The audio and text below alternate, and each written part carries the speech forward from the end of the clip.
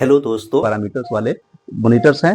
पहला जो होता है कि हम लोग यहाँ पे ईसीजी रिकॉर्ड बोलते हैं इसको। फर्स्ट लाइन जो होता है ईसीजी रिकॉर्ड होता है। अभी ईसीजी लीड नहीं लगा हुआ है, इसलिए जो होता है कि रिकॉर्ड नहीं कर पा रहा है। लेकिन यहाँ पे जो हार्ट रेट है वो रिकॉर्ड हो पा रहा है। ठीक है, तो एक ईसीजी रिकॉर्ड हो गया। दूसरा क्या होता है, एनआईबीपी, जिसको बोलते हैं नॉन इन्वेसिव जो होता है ब्लड प्रेशर होता है। दूसरा पैरामीटर हो गया। और तीसरा पैरामीटर जो होता है हम लोग सेचुरेशन काउंट करते हैं। ठीक है, जिसको एसपीओ2 बोलते हैं।